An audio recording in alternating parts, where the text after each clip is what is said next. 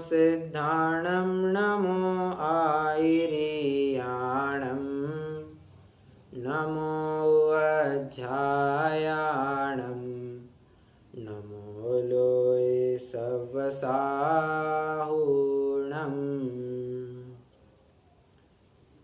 वैसे 22 अभक्षों की चर्चा तो मिथ्या तो अवस्था में ही उसका त्याग हो जाता है, परंतु श्रावक की चर्चा चल चुकी है, मतलब चल रही है।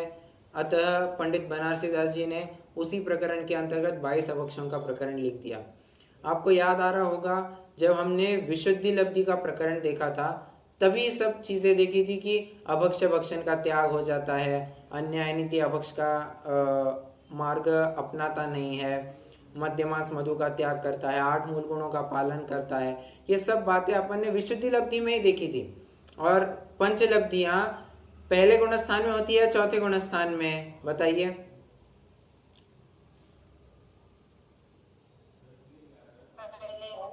पहले गुणस्थान में होती है, बराबर। मतलब 22 अभक्षों के त्याग पूर्वक जो भूमिका है, 22 अभक्ष कहिए या संक्षेप शैली में, और 5 अभक्ष कहिए, इसका त्याग तो पहले ही गुणस्थान में हो जाता है।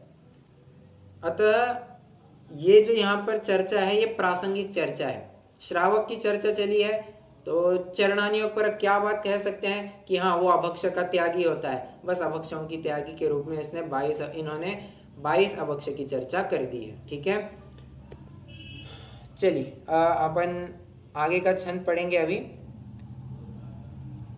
56 से चालू करेंगे। आज प्रयास रहेगा कि 11वें प्रतिमा की चर्चा हो जाए, नहीं हो पाए तो कोई दिक्कत नहीं, वैसे भी अपन को कोई जल्दी है नहीं, बट प्रयास तो करेंगे पूरा करने का। आइए पेज नंबर 385, 385, समयसार नाटक, 56 नंबर का छंद।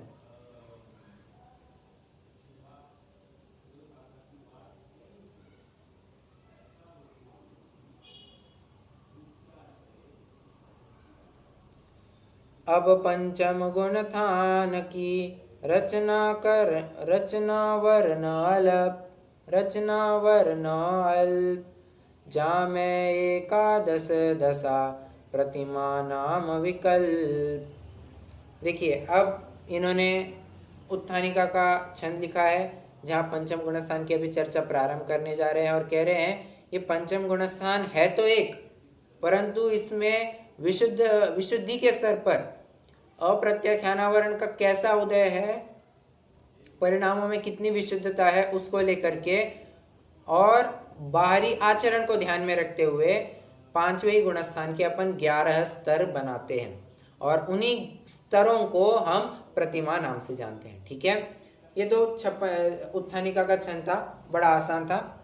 आगे 57 नंबर का छंद पढ़ेंगे, जहाँ 11 प्रतिमाओं के नाम गिना रहे हैं। ये छंद आप याद करेंगे तो बहुत अच्छा रहेगा, आपको एक ही इसमें 11 प्रतिमाएं याद हो जाएंगी। ठीक है, सवैया 31 है, पढ़ेंगे।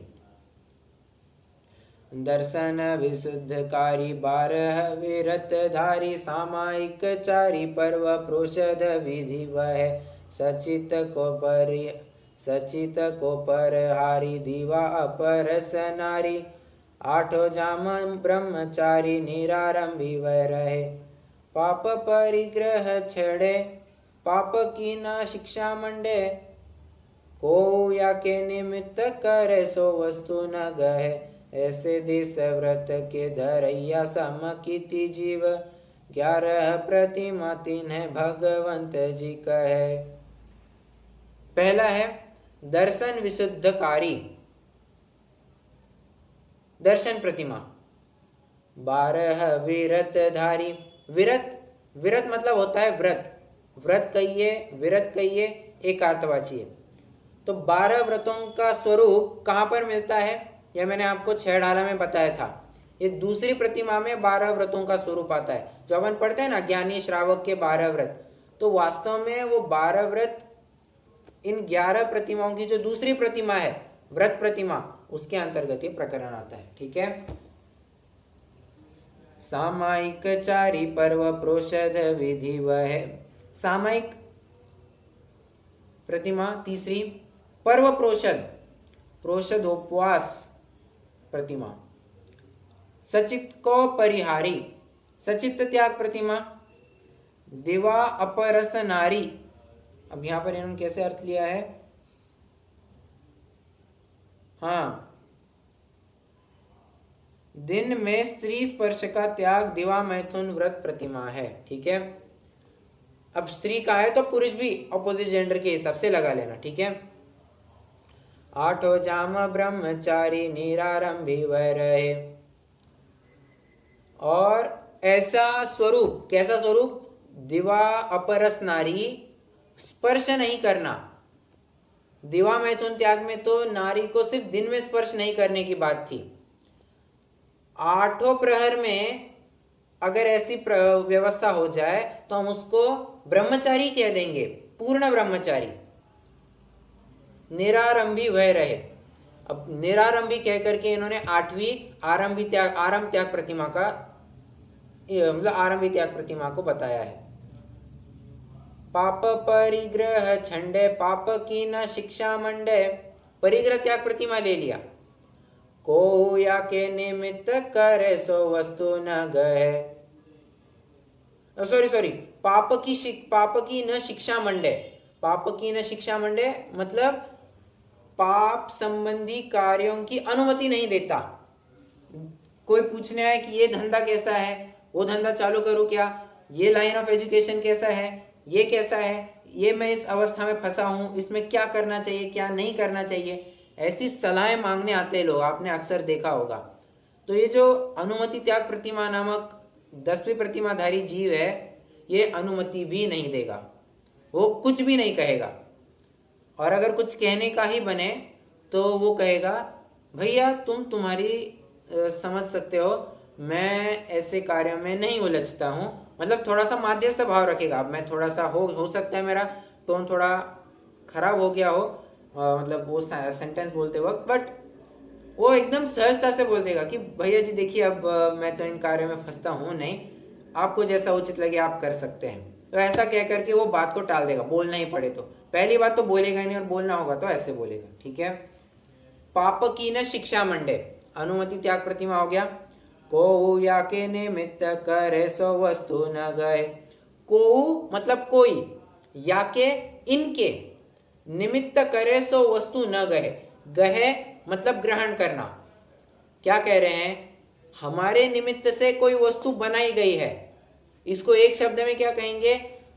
हमारे उद्देश्य से कोई बनाई है, अर्थात उद्दिष्ट कोई वस्तु है उसका ग्रहण नहीं करते, उद्दिष्ट त्याग प्रतिमा।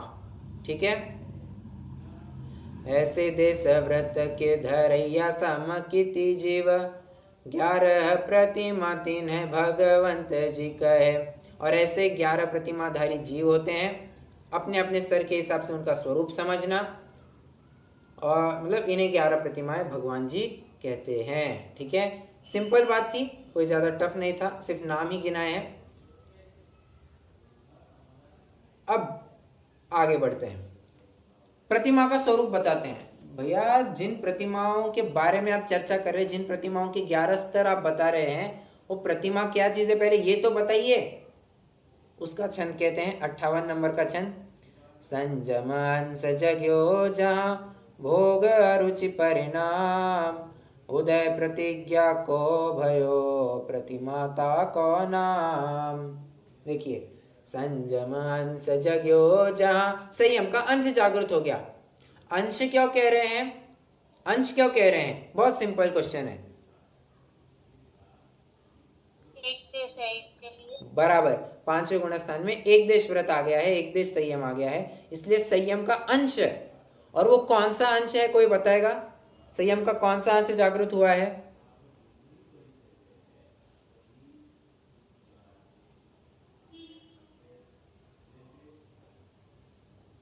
बोलिए, 12 में से कौन सा?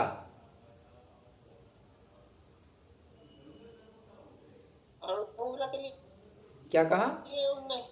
अहिंसा, ये 5 12 व्रत ये है ना कि एक तो अहिंसा आदि है और शिक्षा व्रत और गुण व्रत। नहीं, अरे 12 मतलब 12 संयम में से बात कर रहा हूं मैं। 12 प्रकार की विरतियां या अविरतियां जो कुछ भी कहिए आप, उनमें से किसका मतलब क्या हुआ है उसे? वो कसाई चोपड़ी का भाव। नहीं, अरे मैं अविरति की अपेक्षा पूछ रहा हूँ, कषाय की दृश्य जीव की हिंसा का त्याग। हाँ राइट, बहुत बढ़िया। त्रस जीव की हिंसा का त्याग, इतना असंयम मतलब इतना संयम उसके जीवन में आ चुका है, इतना अंश जागृत हुआ है। ठीक है, देखिए अविरति की चर्चा है ना, तो आपको सबसे पहली लाइन छड़ाला की याद आनी चाहिए। त्रस हिंसा को त्याग वृथा था वर्ण संहारे। त्रस हिंसा का त्यागी, पूर्णतया त्यागी हो गया है, तो आपको ये ध्यान तुरंत क्लिक होनी चाहिए। ठीक है, भोग रुचि परिणाम, आगे क्या कह रहे हैं? संयम का अंश जागृत हुआ है, वैसे वैसे इसकी विषय वासना, काम सेवन, भोगों के प्रति अनुरक्तता कम कम होती जाती है। उदय प्रतिज्ञा को भयो प्रतिमाता को नाम, बहुत महत्वपूर्ण बात कह दी इन्होंने। प्रतिज्ञा का उदय हो गया। उदय हो गया मतलब, अरे अब ये जो कुछ भी नियम लेगा ना, इसका प्रतिज्ञाबद्ध त्यागी होगा। नियम मतलब जो कुछ भी त्याग करेगा उसका प्रतिज्ञाबद्ध त्यागी होगा। पहले क्या होता था? सातिचार उसका पालन होता था, कभी होता था कभी पालन नहीं होता था, थोड़ा डुलपुल चलता था। तीन टाइम सामयिक नहीं हो पाती थी, एक या दो ही टाइम सामयिक हो पाती थी। ठीक है, तो ये सातिचार रूप से पहले पलता था, परंतु अभी अभी सामयिक करेगा, निरतिचार रूप से करेगा। ये मैं तीसरी प्रतिमा की अपेक्षा बोल रहा हूं, बट यस ठीक है। प्रतिमा का उदय हो, सॉरी प्रतिज्ञा का उदय होता है, बिना प्रतिज्ञा के कोई भी चीज नहीं करता। ओके, प्रतिमाता को नाम, और ऐसी तीनों कंडीशन आपको जहां फुलफिल होती हुई मिले, समझना उसको मतलब वो प्रतिमाधारी जीव है। ठीक है, चलिए अगला छंद 59 नंबर का, दर्शन प्रतिमा का स्वरूप कह रहे हैं। आठ मूल गुण संग्रह कुविसन क्रियान कोय, दर्शन गुण निर्मल कर दर्शन प्रतिमा सोय। क्या कह रहे हैं? आठ मूल गुण संग्रह, आठ मूल गुणों का पालन करता है। अब एक प्रश्न आपके दिमाग में फिर से आ रहा होगा कि अरे अभी तो अपन ने विशुद्धि लब्धि में आठ मूल गुणों की बात कही थी, पांचवें गुणस्थान में, देश विरत गुणस्थान में कहां से इन्होंने आठ मूल गुण लाए? तो इस केस में ना आपको आठ मूल गुण की विभिन्न अपेक्षाओं को याद करना चाहिए। मैंने आपको कभी बताया क्या आठ मूल गुण की कितनी विवक्षाएं हैं, कितने स्तर हैं इन द सेंस?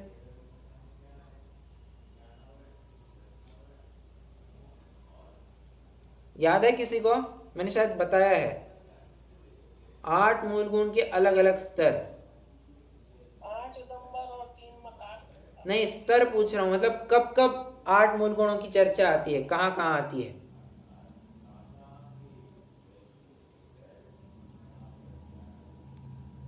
देखिए पहले तो, हाँ बोलिए, कोई कहना चाह रहा है? आएगी ना मिथ्यात्व स्थिति में सम्यक्ति होने से पहले ही आएगी एक। बराबर, मतलब आप पास आ रहे हैं, जवाब के पास आ रहे हैं।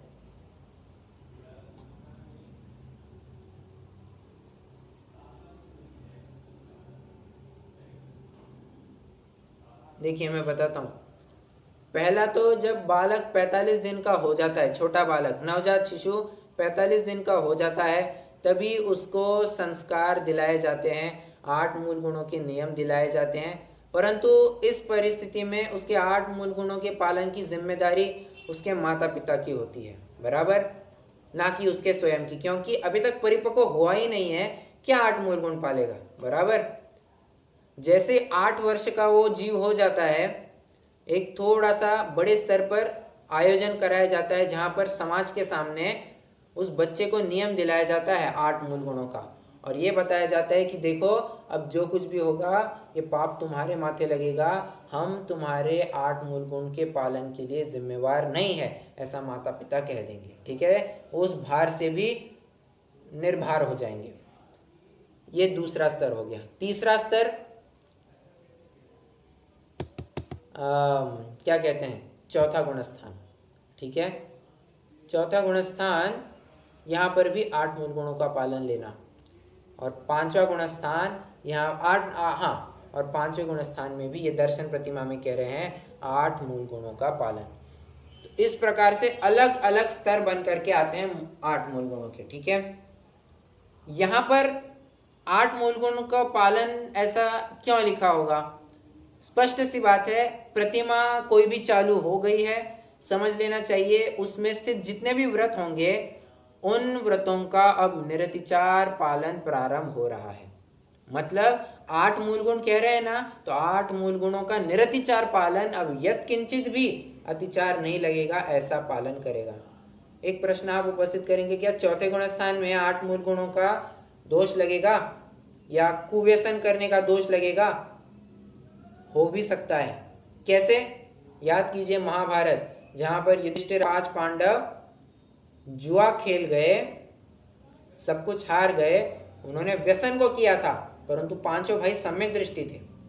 कहने का निष्कर्ष मेरा इतना ही है कि सम्यक दृष्टि के स्तर पर एकदम गलती से, एकदम गलती से जाने अनजाने में कैसे हो जाता है उसी को नहीं पता चलता है। In the heat of the moment, in the spur of the moment वो उस कार्य को कर जाता है, और जो उसको विवेक पुनः जागृत होता है तो फिर से रिकवर कर लेता है, वो बात अलग है। परंतु सम्यक दृष्टि के केस में यदा कदाचित एकदम एक्सेप्शनल केस में हो सकता है, ठीक है। जैसे पांडवों के केस में कुव्यसन क्रिया का देखा अपन ने। पंचम गुणस्थानवर्ती स्वप्न में भी नहीं हो सकता, जो होगा मतलब होगा ही नहीं, हो ही नहीं सकता, ठीक है। दर्शन गुण निर्मल करे, दर्शन प्रतिमा सोय।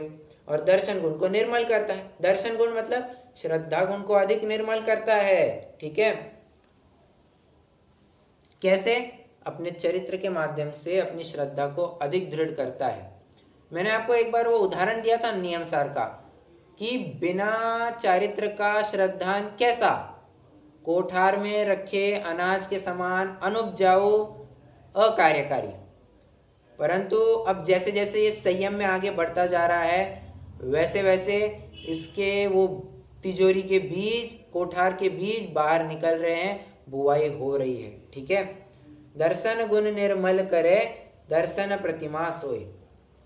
ऐसी अवस्था को दर्शन प्रतिमा जानना। किसी को कोई प्रश्न है क्या? कंटिन्यूसली मैं ही बोल रहा हूं, आगे बढ़ना है।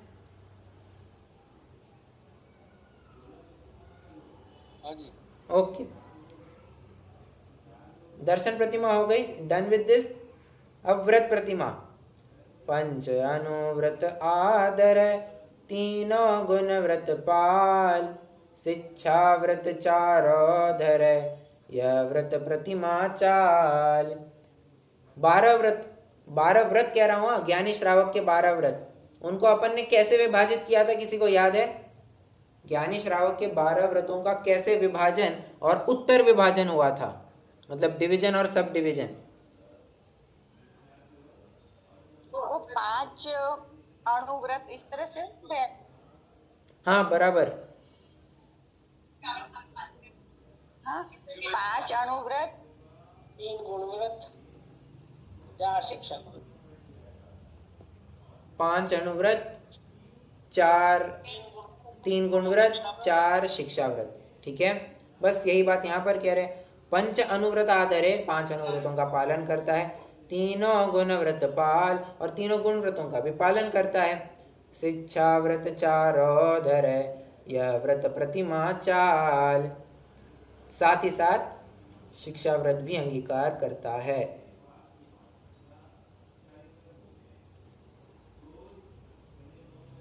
चलिए, इसमें तो विशेष कोई ऐसे बात करने की थी नहीं, इसकी चर्चा अपन कर आए हैं। अभी अपन आगे बढ़ते हैं। सामायिक प्रतिमा का स्वरूप, दोहा छंद है, पढ़ेंगे। दर्व भाव विधि संजुगत, ये प्रतिज्ञा टेक, तज ममता समता ग्रह, अंतर मुहूर्त एक।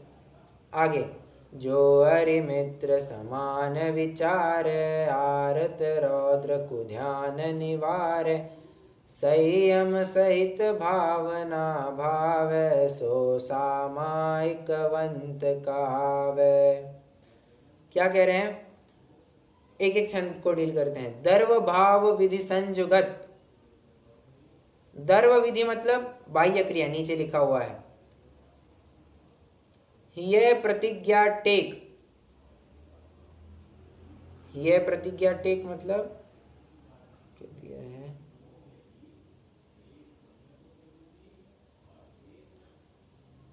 ममता ममत्व भाव रहित नहीं,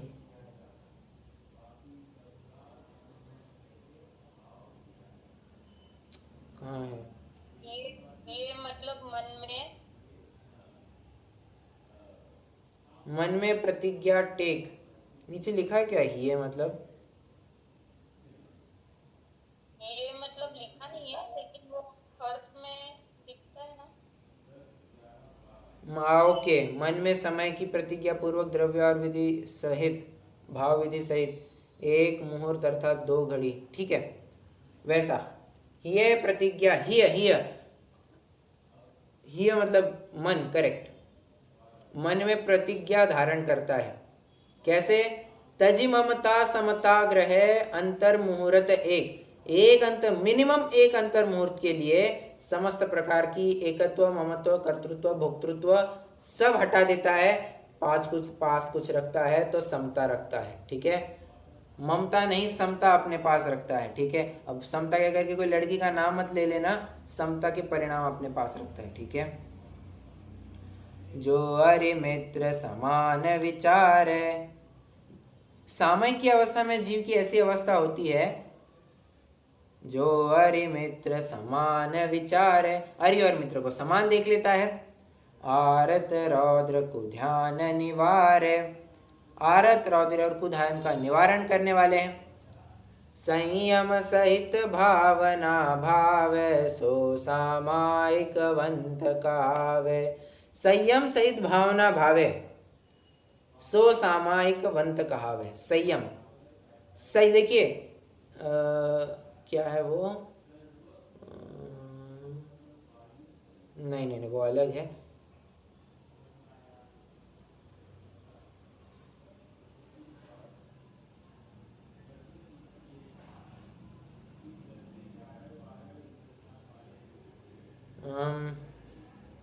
कोई प्रश्न है किसी को यहाँ तक? होगा तो बोलिए, अपन सॉल्व करेंगे, नहीं तो थोड़ा अपन फटाफट जा रहे हैं। आपने थोड़ा स्पीड नोटिस किया होगा।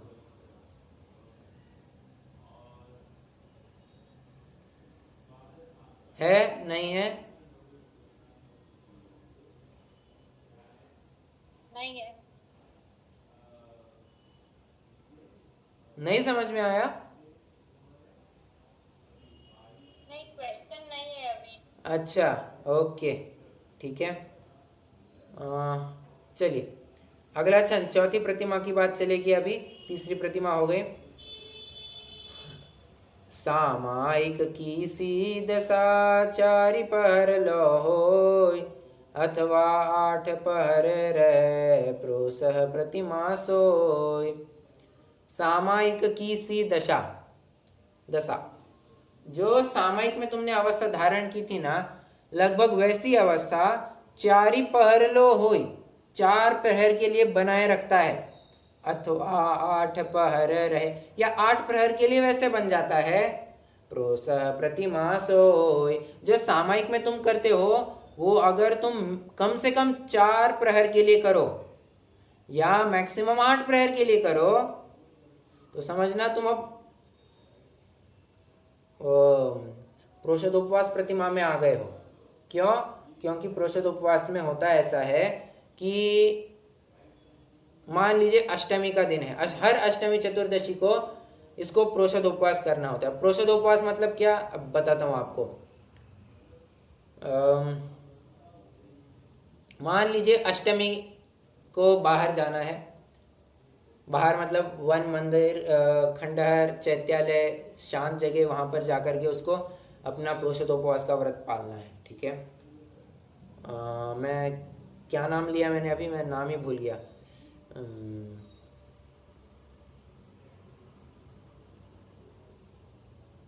औसत उपवास व्रत की बात है। हाँ हाँ बराबर, प्रोषदोपवास, ठीक है। प्रोषदोपवास, हाँ, अष्टमी के दिन बाहर जाना है प्रोषदोपवास के लिए। तो सप्तमी का दिन सुबह भोजन करेगा, उसके बाद में अन्न जल का त्याग करेगा। अष्टमी का पूरा दिन उपवास। नवमी के सुबह तक जिस पॉइंट पे उसने शुरू किया था उस पॉइंट से पहले तक, उस पॉइंट के पहले तक उपवास मतलब अन्न जल का त्याग होता है, ठीक है। प्रोषद उपवास अलग अलग आचार्य ने अलग अलग अर्थ किए हैं।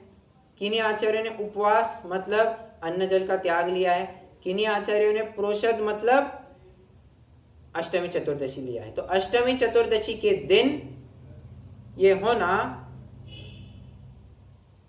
प्रोषद उपवास प्रतिमा कहलाता है, ठीक है। और ये इसका प्रतिज्ञाबद्ध त्यागी हो चुका है।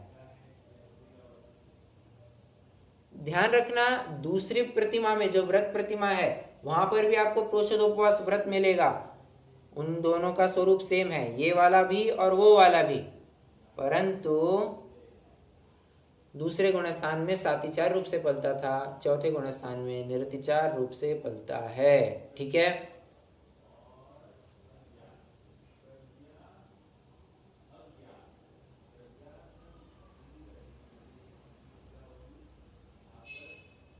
चलिए अगला छंद सचित्त त्याग प्रतिमा। पांचवी प्रतिमा का स्वरूप, जो सचित्त भोजन तज पीवे प्रासुक नीर, सो सचित्त त्यागी पुरुष पंच प्रतिज्ञा गीर। क्या कह रहे हैं? सचित्त भोजन तजे, जो सचित्त भोजन का त्याग करता है। पीवे प्रासुक नीर, प्रासुक करके ही जल को पीता है। सो सचित्त त्यागी पुरुष पंच प्रतिज्ञा गीर। और ऐसा जीव जो सचित्त का त्यागी है वो पंचम प्रतिमाधारी जानना, ठीक है। देखिए आपको मैं थोड़ी सी मज़ेदार घटना सुनाना चाहूँगा प्रथमानुयोग की। प्रथमानुयोग तो ये अभी बस 50-100 साल पहले एक घटना घट चुकी है। क्या था विद्वान का नाम? देखिए मैं भूल गया। हाँ सॉरी, 50-100 नहीं, राइट, 250 वर्ष पहले पहुंचना होगा। 250 वर्ष पहले कौन थे हमारे? 250 वर्ष पहले कोई था क्या वहां पर?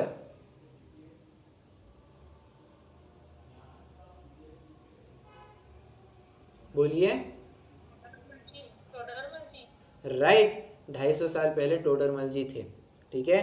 तो टोडरमल जी के संपर्क में ब्रह्मचारी रायमल जी आए और ब्रह्मचारी रायमल जी ने टोडरमल जी की इतनी ख्याति सुनी थी, इतनी ख्याति सुनी थी, बाप रे, उसकी हद नहीं। अब उसकी चर्चा अलग है, बट उन्होंने टोडरमल जी से मिलने के लिए कितने ही महीनों गवाए, ढूंढते रहे। आखिर कहीं जाकर के उनको सिंघाना में ये पंडित टोडरमल जी मिले, किसी मुनिमी का काम करते थे, ठीक है। हाँ, तो मुझे क्या कहना है, हाँ, ब्रह्मचारी रायमल जी ने वैसे एक काम करता हूँ, ये घटना है ना, थोड़ा सा होल्ड पे रखिए। इस 7वीं या 8वीं प्रतिमा के बाद मैं आपको बताऊंगा, तो आप ज़्यादा अच्छे से कोरिलेट कर पाएंगे। ओके, 5वीं प्रतिमा सचित्त त्याग प्रतिमा। जो भी चीज़ सचित्त है उसका डायरेक्टली सेवन नहीं करता, उसको प्रासुक करेगा, अचित्त करेगा, फिर ही उसका सेवन करेगा। क्यों? सचित्त और अचित्त में क्या फर्क है? जो पाप सचित्त में लगता है उतना पाप अचित्त में नहीं लगता, ठीक है। Point number 1। पॉइंट नंबर 2, खाने की लोलुपता। कितना लोलुपी जीव है, भोजन लंपट जीव है, उतना ज़्यादा वो है उस अवस्था में कालेगा। परंतु जो सचित्त त्यागी जीव है वो हर एक वस्तु को प्रासुक कर करके उसका प्रयोग लेगा, ठीक है। हर एक मतलब हर एक वस्तु का।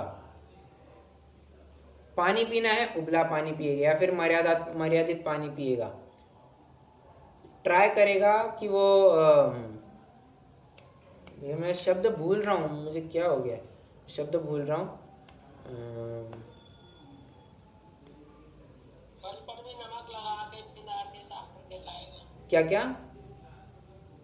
फल पर भी विद्यार्थी नमक लगा के हाँ, राइट खाएगा। राइट। सब जो कुछ भी है वो उनको भी अचित करके खाएगा, डायरेक्टली कभी भी उनका सेवन नहीं करेगा।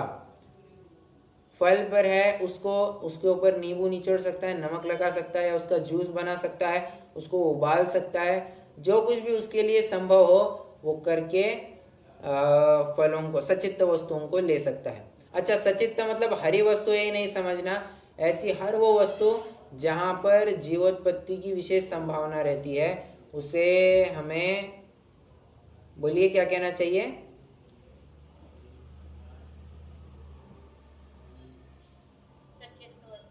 हाँ ठीक है, सचित्त वस्तु।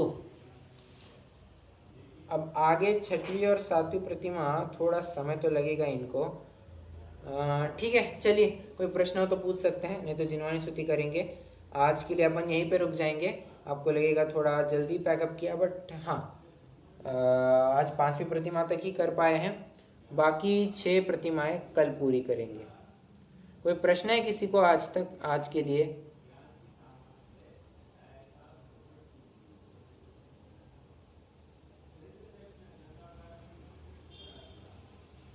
नहीं है प्रश्न? ठीक है, चलिए रुकते हैं, अपन जिनवानी स्तुति करेंगे।